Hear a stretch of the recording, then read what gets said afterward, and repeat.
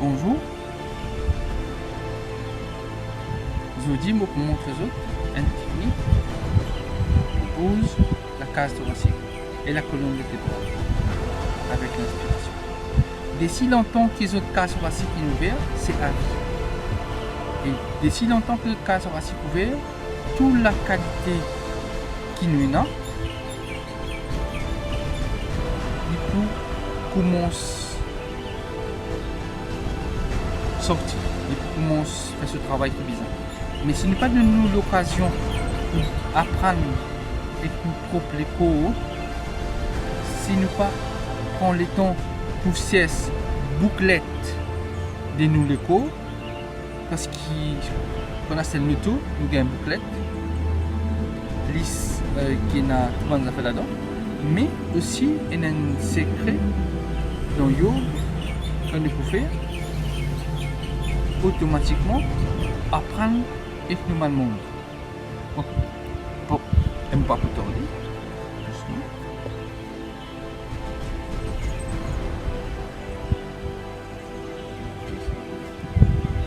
Nous prenons la main à l'arrière. On va respirer et puis monter. On va respirer et descendre. Donc pour respirer, on presse bien la main là-haut. Donc monte mon ventre et me pousse mon chest là-haut. Et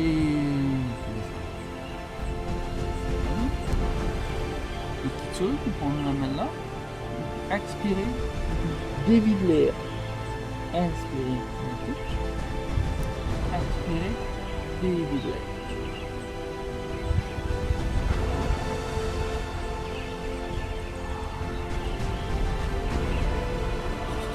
Une personne qui n'est pas capable de faire une posture, comme ça, je prends une brique sur le plan bas, ça vous reste en haut, expirez, inspirez,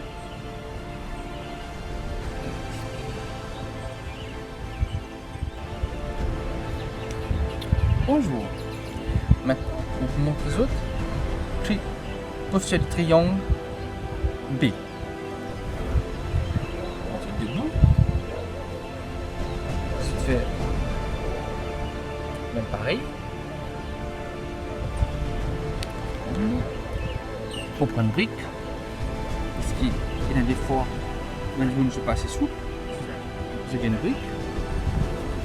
Un coup de autre. Voilà. Vous souhaitez 4 pattes. 4 pattes. On prend le brique, on le pose à côté d'ici. Droite. Ça dit la jambe là, il faut rester droite. Comme tu dirais, si elle dit, on pose ça là, ça et la force là, ensemble. Tirez doucement. 10%, pas beaucoup. Hein. Pousse, lift nous, faire remonter nos genoux. Comme tu dirais, il y a une barre qui peut venir vers la hanche, là, aussi là-haut, là, il y a l'espace. Ou nous prenons la main et mettez hier, droite, descendre, doucement. Et là, nous pose brique d'ici. Et sa posture là, ça fait attention, pas tomber comme ça, reste droite. Le bassin, inspirez, sentir en bas si capable, et plus de flexibilité, plus là-haut. Si vous êtes assez souple, je tiens brique là, si je peine la brique, je trappe les pieds. En bas encore. Quand je peux remonter, descendre, tourner la tête, après monter. Je fais inspire, expire. Tout droit. Étirer, bon, poser, marcher, veiller ça. C'est bien pareil. Un côté pas capable de craser et l'autre côté travail. Doux, doucement, ça, descend un peu, essayez. Monte là-haut, ça.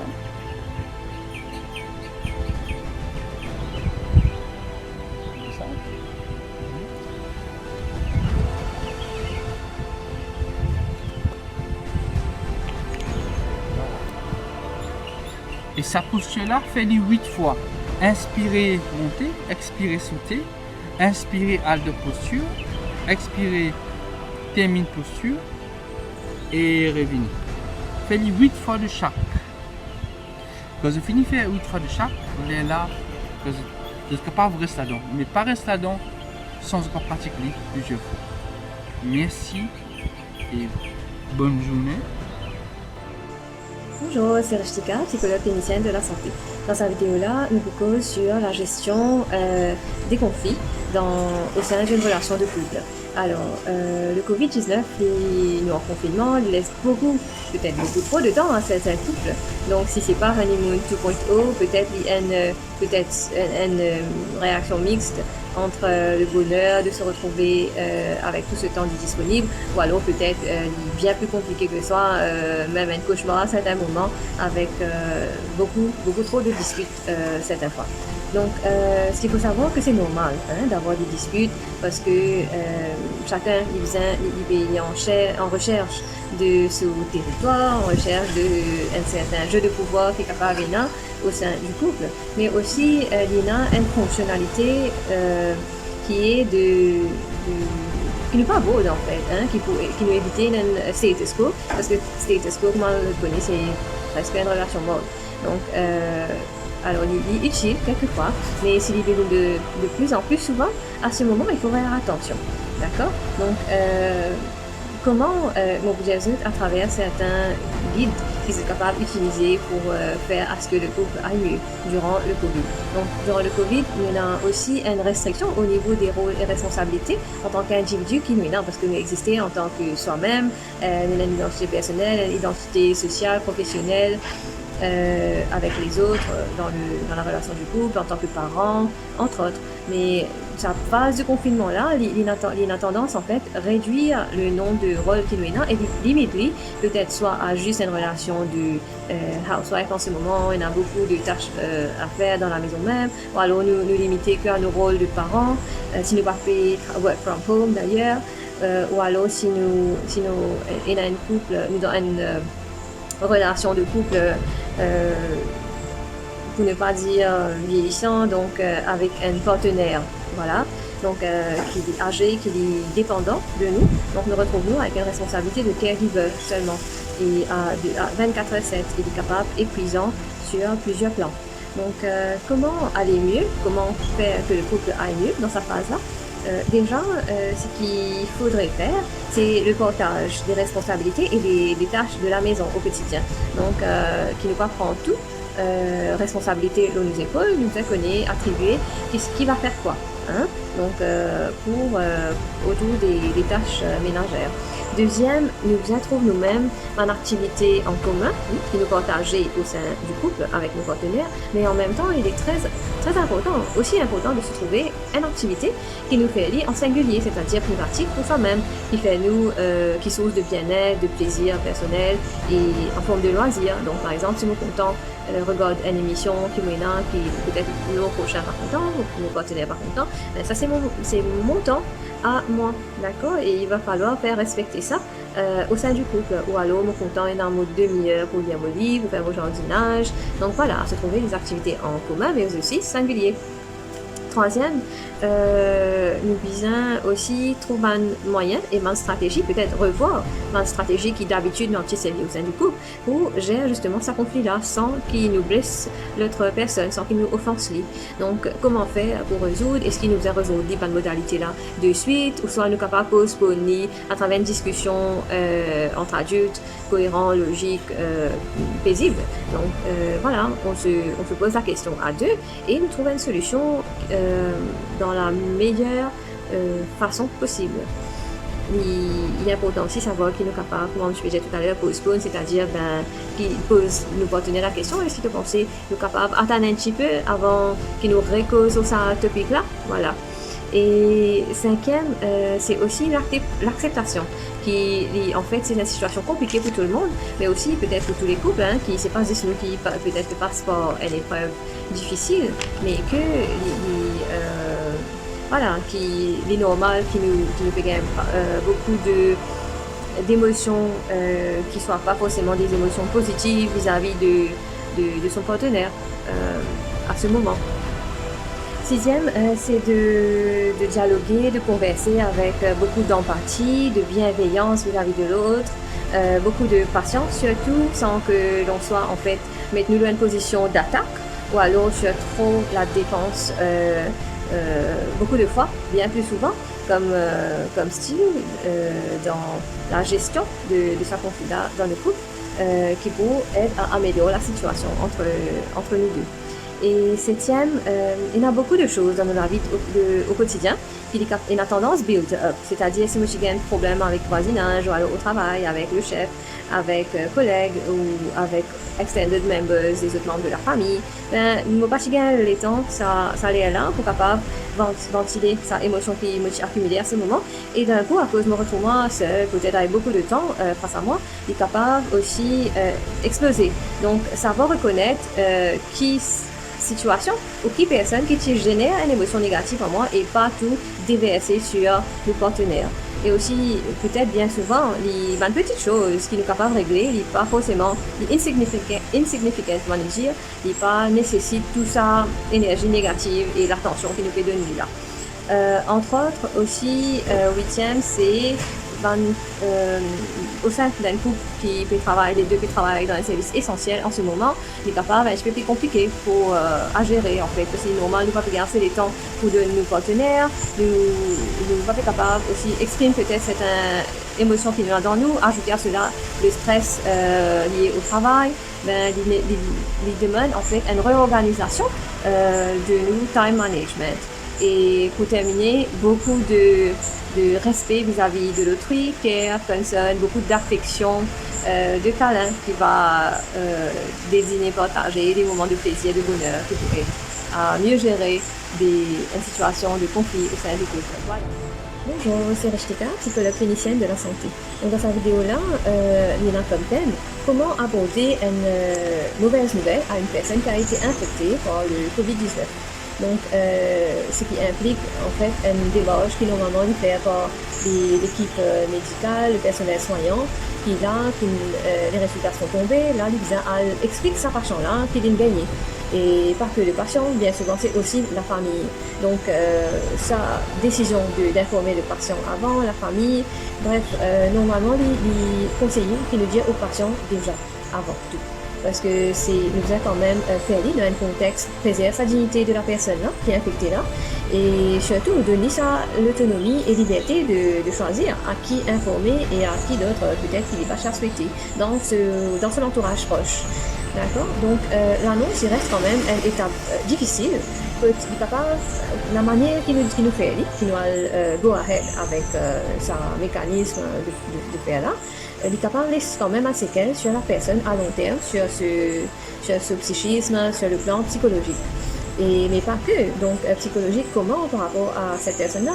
Peut-être par rapport à une décision importante qu'il devait prendre next. Donc, adhérence thérapeutique, adhérence qu'il est compliant avec ce traitement ou pas. Donc, une décision, d'autres décisions importantes qu'il est capable de à des conséquences, comme conséquence de cette maladie qui peut être annoncée là. Donc, dans cette étape-là, il est important aussi qui nous rappelle nous tout le monde différent, bien évidemment. Tout le monde a sa personnalité, a ses ressources, ni même personnel qui est available en cas de difficulté dans sa vie. Et sa réaction aussi différente pour certaines personnes. Bien souvent, nous remarquons qu'il est déjà, comme on a annoncé, il est dans un état de choc, de frustration, de confusion et beaucoup d'émotions mixtes en même temps avec beaucoup de souffrance et de douleur. Donc, quelle technique, quelle approche utiliser? C'est surtout une approche de base, c'est une approche humaine. Plus que factuelle peut-être dans un premier temps. Factuelle, c'est-à-dire qui quantité d'informations me supposé donne ça du monde là, est-ce qu'il est en mesure de comprendre tout ce qu'il peut dire, ou alors un terme trop technique qui m'a capable de servir, par exemple, autour de ce traitement qui est là pour mettre en place, pas tout le monde qui vous comprend tout ce qu'il peut dire. Donc, nous faire bien attention à tout ça. Et combien d'informations nous peut donner, avec qui quantité. Donc, normalement, il est conseillé déjà, dans un premier temps, trouver un environnement calme, tranquille, que personne peut-être est capable d'assister avant qu'il nous peut annoncer, peut-être nous capables aussi faire appel à une personne, le personnel de l'équipe ou alors une personne de la famille qui déjà connaît ce souffrance, peut-être dans un fonctionnement de couple, peut-être le partenaire, donc qui est capable aide nous, l'équipe soignante, mais aussi sa patient-là mieux accepter la nouvelle. Donc, le contexte, on peut dire, il est calme, tranquille, mais aussi par téléphone, il n'est pas très approprié parce que par téléphone, n'est pas trop la réaction de l'autre qui degré de support du business, qu'il y a beaucoup de questions peut-être, comment gérer peut-être ça angoisse là. Donc, le mieux si nous sommes capables de faire face à face en personne, c'est ça même comme je peux dire supérieur, l'approche humaine. Donc, peut-être avec un ton rassurant, un message authentique, clair, précis, avec une gentillesse. Authentique, c'est-à-dire ne pas nécessaire exagéré avec beaucoup d'astuces théoriques. Non, c'est surtout être là avec ça du monde là qui est en souffrance, qui est trouvé, qui nous là, nous aussi, nous peut comprendre cette douleur par qui il peut passer ça là. Et nous capables aussi, le toucher, peut-être un gentle touch là sur les épaules ou alors attraper la main, mais ça c'est très délicat d'utiliser le toucher. Donc, il est bon à toute équipe de choisir la démarche qui peut-être utiliser. À tout le monde aussi qui a accepté de se faire toucher, même gentle, therapeutic touch, utilisation de ça en fait. Donc, ces autres qui vous connaissent pas sont là, parce que by observation, comment on trouve dit durant les autres jours qu'ils sont capables de nous prodiguer des soins. Donc, à utiliser avec quand même beaucoup de tact et de décision au préalable. Troisièmement, c'est nous adapter nos discours qui nous est là face à connaissance, ça veut dire nous, comme on dit connaissance, qui connaît autour de sa maladie là même déjà, qui sont au niveau d'éducation, qui sont style d'agir était comment nous sommes capables de remarquer depuis c'est quelque chose qui nous peut donner des soins. Cinquièmement, donc quand nous finissons annoncer, utilisant un message clair, rassurant, bienveillant, il est important aussi qu'il ne pas les humains juste dans ça, boum, ça comme effet de choc, de sidération, comment dire, une peine anesthésie avec nous, une épipéphile quelque numbness autour de nos émotions. Il est important propose aussi une option. Donc option, c'est-à-dire voilà, nous pas servir cette approche individuelle ou visée. Ça, c'est nous peut diriger du monde qui est supposé faire. Donc, non, il est important qu'il fait du monde conscient, qu'il c'est un teamwork, qui nous tourne là, dans le même état, dans la même démarche vers si nous avons une possibilité de guérison, ou alors si nous avons une possibilité de guérison aussi, comment orienter ça du monde, comment le diriger vers peut-être un soin palliatif. Mais tout va dépendre en fait du contexte et de la gravité de la chose. Dans le contexte du Covid, les deux malheureusement, à ce qui paraît, capables applicables. Donc, comme on dit aussi, proposer une option, faire ressortir toutes les ressources de nos côtés, ce qui nous est énorme, du côté médical, paramédical, mais aussi faire appel à une ressource personnelle de sa patiente.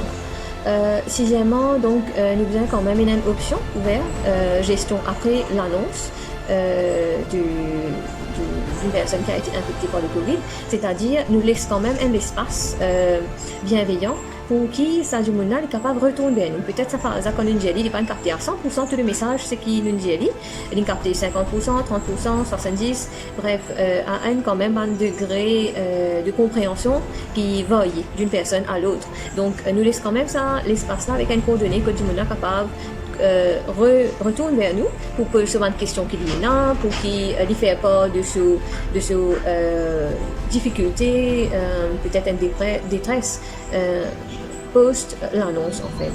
Et feedback aussi, ça marche très bien comme style de communication rassurant. Feedback, c'est-à-dire d'informer de par nous-mêmes l'avancée et la progression de comment le patient se porte. Aussi, moi, pensais qu'il est important là, dans sa vidéo là, sur les soins palliatifs. Donc, si toutefois, malheureusement, nous pouvons trouver plein de moyens et de survie de cette personne qui a été infectée là, nous rappelle-nous, c'est la dignité, l'autonomie de cette personne qui est toujours capable de respecter par tout le monde, toute l'équipe, et aussi ce qui nous trouvait en tant que dans le domaine de la psychologie clinique, c'est en fait l'utilisation de la logothérapie que moi-même utilise pas mal.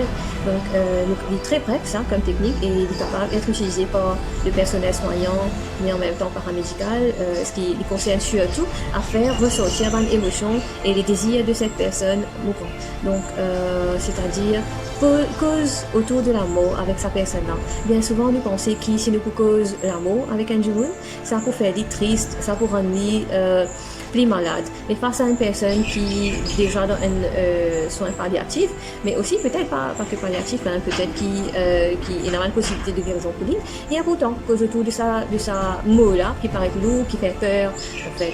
Donc, normalement, nous remarquons quand nous-mêmes, nous de l'avant, nous cause ça sujet-là, ça topic-là, nous abordons avec la personne concernée, il a tendance à rassurer et de diminuer sa tension qu'il y a dans ce cas-là. Il est capable de trouver qu'il a face de lui une personne qui paraît assez costaud. Comme je dis costaud, c'est d'un point de vue émotionnel et psychologique, qui est capable de prendre ce mal-être, hein, qui est capable de canaliser tout ça vers la personne. Parce que sa personne en difficulté, là, patient-là, il est capable d'hésiter, il est capable triste pour cause ça avec ce membre de la famille qui est bien proche, parce qu'il est pensé, ben, si on parle cause ça, attention, les coups, les alliés, il est triste avec sa nouvelle-là, mais il parle pas bien encore. Donc, il est beaucoup plus difficile pour ça du monde à cause avec ce proche qui avec le personnel soignant en fait, et que ça se fasse dans quand même un contexte correct, que nous laisse libre dire nous peut-être comment les chats souhaiter ce funérailles est passé. Donc c'est une question très délicate mais qui vous est posée quand même avec une approche utilisant les éléments qui m'ont fini déjà mentionnés au préalable. Donc allez-y, posez la question, il faut rendre ça du monde là, sa passion là, il fait beaucoup plus de bien que du mal. Voilà, et vous êtes capable de retrouver les points élaborés ci-dessous, énumérés en texte, que vous êtes capable d'y aller et partager. Merci, à bientôt.